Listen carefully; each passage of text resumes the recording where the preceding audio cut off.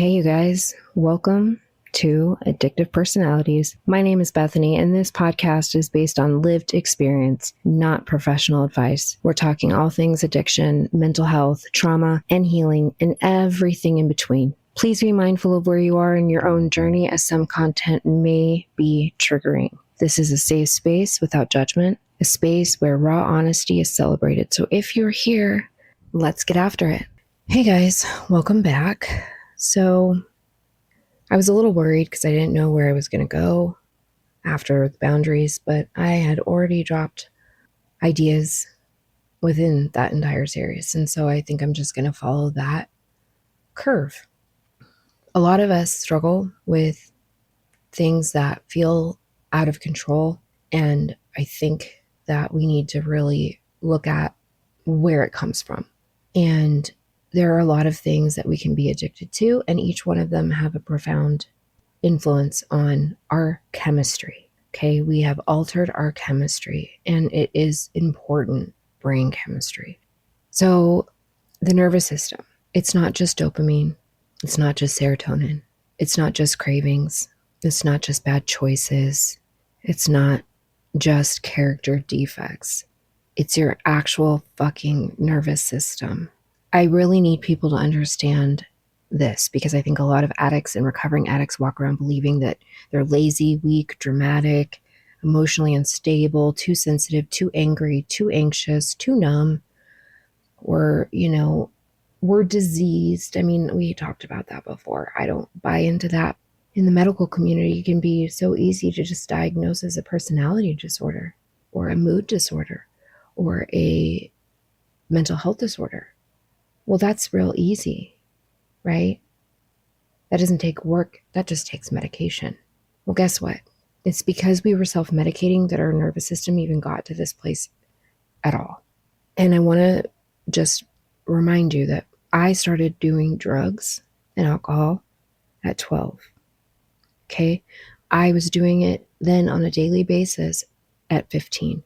My brain was still developing while I was also daily using chemicals and substances. So it was basically baked in to my development. And there is evidence to suggest that your brain doesn't even fully develop until your 20s, right? So we're talking about hormones, we're talking about neurotransmitters. So I think that that's why I began to have these brain zaps, which are also a symptom of withdrawal from SSRIs, which we'll talk about a little bit as well. So in reality, our brain and nervous system were basically hijacked, overstimulated, chemically sedated, rewired, inflamed, and then abandoned to figure itself out alone. I wouldn't necessarily give our brains and our chemistry less credit than it deserves. Okay, because I've also talked about how when I was removed from the environment where I could access methamphetamine, my brain knew better than to give me brain zaps, which to me, to this day, fascinates the crap out of me because I don't know how subconsciously it could do that, right? And then when it knew that I could and I tried to quit, it would not stop.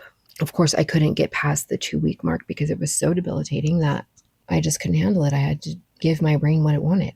So before anybody gets weird about this episode, I just want to make it very clear that I'm not removing accountability. I am actually just giving scientific perspective.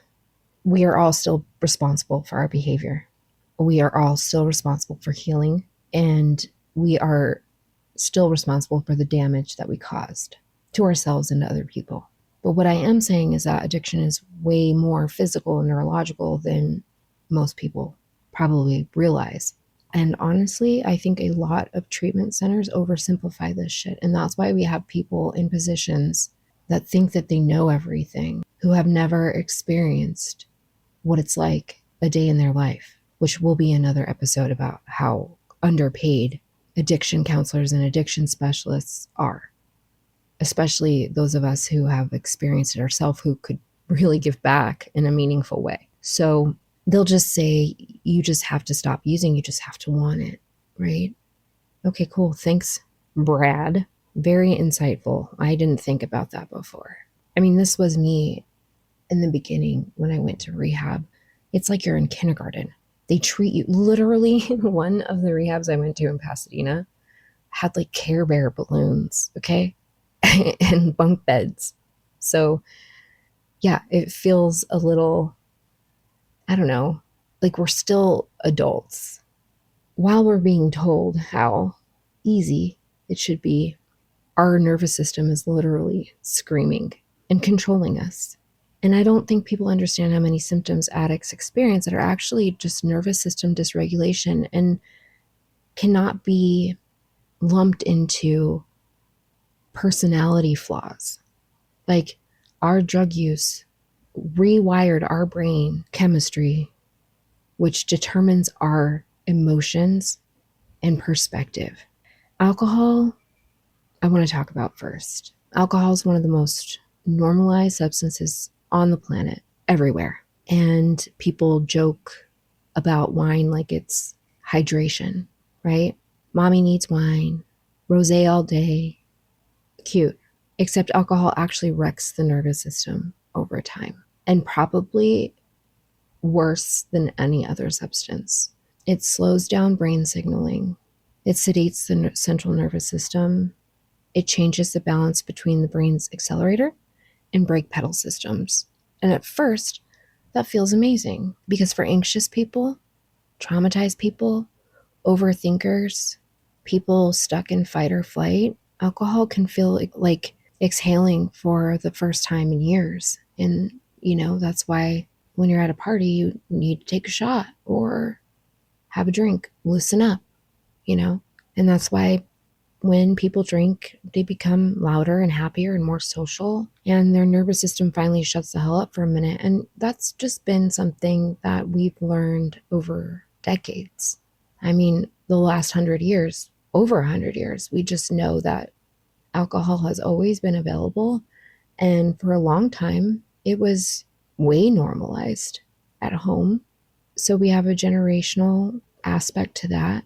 And over time, the brain adapts. Okay, so for those people who find that their brain finally shuts up, are those people who are going to continue to seek that as self-medication. The brain always adapts, always.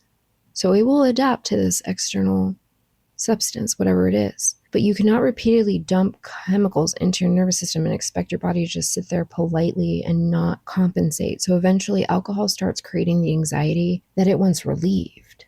Now your nervous system depends on it.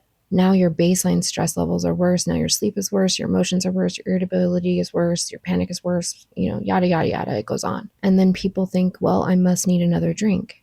Well, no, your nervous system is rebounding from one extreme to now trying to regulate again. And alcohol withdrawal can literally kill people. And I've said this before, it is something that nobody should take lightly. But it is also one of the most stigmatized patient demographic in the hospital system. People are neglected because there is suspicion of alcohol abuse.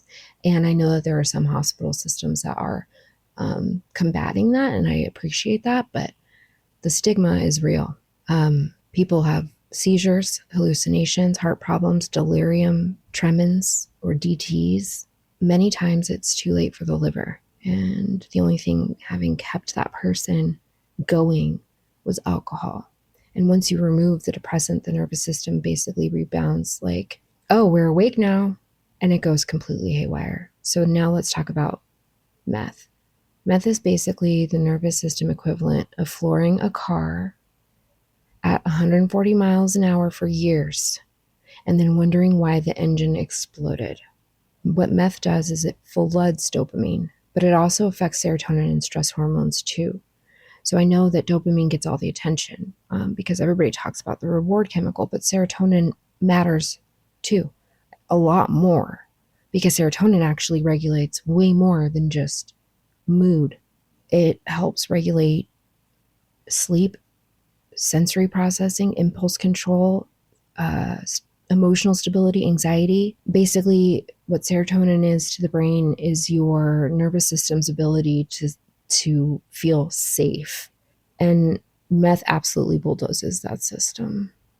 But what I wish that I understood is what happens when meth is actually being taken in during the development of your brain chemistry. How did that affect me over someone who was already fully developed and then started using? I'd like to think that it was actually a blessing because my brain then had a tolerance. It factored that in as I was growing. I don't know if that's good or bad, but I do think that if I had started using meth after I was fully developed, like later, I probably would have lost my mind. But that's why long-term meth users can become paranoid, emotionally volatile, aggressive, obsessive, unable to sleep, obviously, unable to regulate emotions, unable to feel normal pleasure anymore. And a lot of us, okay, we haven't talked about this much yet, but when we get clean, and if we've been long-time substance abusers or users, what about the way that we feel in relationships and having sex? Having sex sober? That's hard for a lot of people. But with meth use, our nervous system is absolutely fried. And then people judge recovering meth addicts because they seem emotionally flat or depressed or socially awkward or exhausted. Well, no shit. Our brains are trying to recover from years of chemical warfare. And I think society really underestimates how horrifying it feels when your reward system stops functioning correctly. Imagine not being able to feel joy from normal life anymore, from food, music, love, sunlight, accomplishment. Nothing hits. And then on top of it, if you are late in life, coming into a new definition of what that is and having no life skills whatsoever, the only skills you have are street smarts and how to survive on the streets. Think about how that would disrupt the feeling of self-worth and pleasure. That's why people relapse. Not because they're stupid, not because they want to. It's because the nervous system remembers relief, and the nervous system is conditioned to function normally, quote unquote, on that substance. Now, opioids and heroin are different. Heroin doesn't usually create the same frantic overstimulation as meth, but it's more like wrapping the nervous system in a heavy blanket and telling it shh, and you don't have to feel anything anymore. It's okay, just shh, shh.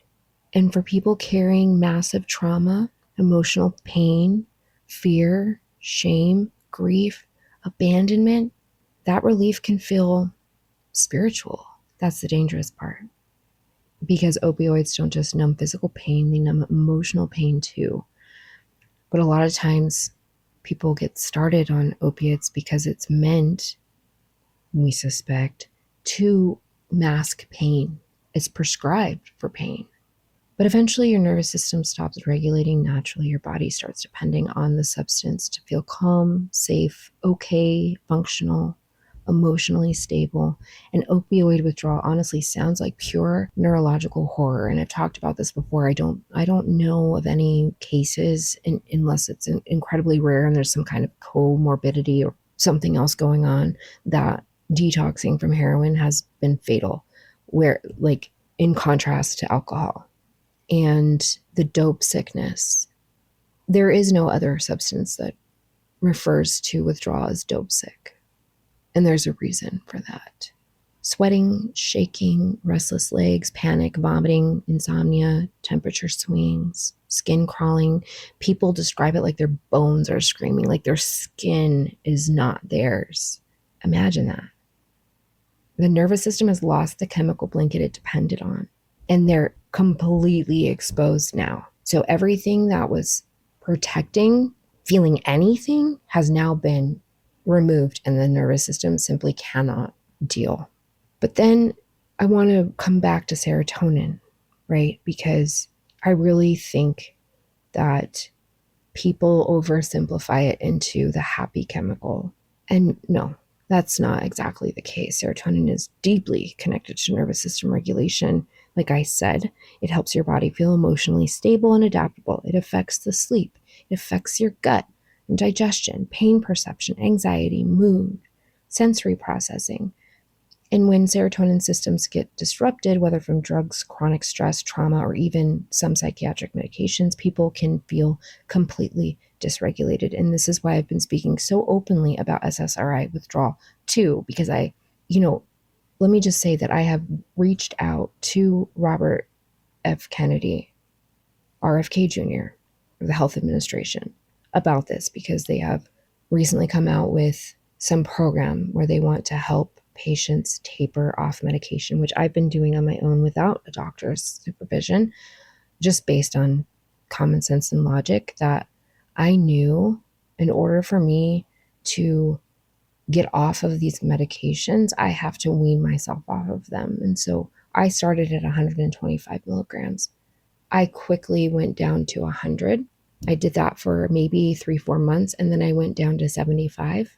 And I stayed there probably for about 8 months. And then I went down to 62.5 because I figured that each time I was doing 25, what maybe would have been a little drastic. But each time I'm gauging how my brain responds. And I'm now down to 50 milligrams from 125 about 2 years ago. So I still get them, but not nearly as bad, and only for very short periods, and not as drastic as they used to be.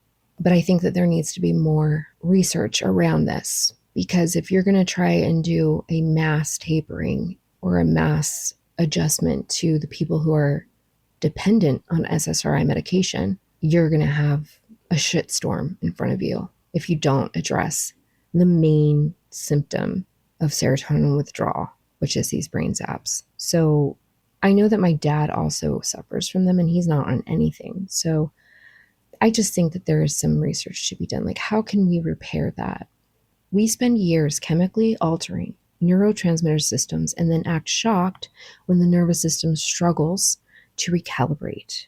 And listen, I am not anti-medication. Some medications save lives, obviously. Some people genuinely benefit from them. Some people need them. But I do think informed consent matters. People deserve honesty about how deeply these substances affect the nervous system. I mean, we've heard it before. My daughter's dad tells me all the time I'm no better than he is because I'm on legal meth. Where did that come from? Because it's true. It literally has amphetamine in the name of Adderall. So honestly, this entire conversation is bigger than addiction because trauma itself damages nervous system regulation as well. Living in survival mode changes people neurologically. If you grew up in chaos, violence, neglect, fear, unpredictability, addiction, emotional instability, your nervous system may have literally developed around danger. And that's why some recovering addicts struggle with silence or stillness or boredom and healthy relationships in calm environments, because calm feels unfamiliar. And we've talked about this before.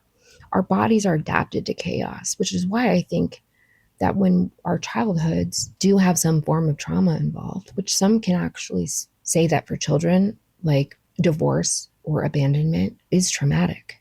I don't know, but I can imagine that, especially if there's not a lot of communication around it. But this is where I really want people to stop moralizing everything. Not everything is a moral failure. Sometimes people are chemically dysregulated. Sometimes they're traumatized. Sometimes their nervous system is stuck in survival mode, okay? Sometimes their brain adapted to substances in ways they didn't fully understand and still don't. Again, I'm not saying that removes accountability. It does not.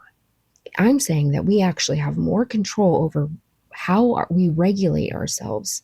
Now that we talk about this, we don't need to get on medication. We need to find out what we can do to fix what has been altered, if there is a way. But understanding the nervous system creates compassion for ourselves and for others. It's not a personality disorder. I don't think people are born with personality disorders. I mean, maybe in very rare cases, I do believe that psychopaths are born. Okay, I do believe that there is something in the brain that was messed up, but I also do believe very strongly in the nurture aspect. Like, it's a combination of like susceptibility in the brain and then like really dark situations growing up and the way that they process that. And then they end up, I'm talking about serial killers here. I'm talking about how they like start hurting animals. Like, I don't know. But what I'm talking about is like the bipolar disorder or borderline personality disorder. Recovery started making way more sense to me once I stopped viewing addiction as simply wanting drugs and started viewing it as nervous system desperation. And the key word here is dysregulation. And I think what I hear from everyone who's trying to get back to some kind of peace is regulation. Now, I know I wasn't born with OCD. I know I wasn't born with ADHD. Those are things that happened due to my chemical warfare. A lot of addicts are not chasing pleasure anymore. They're just trying to feel normal, and normal has changed for them.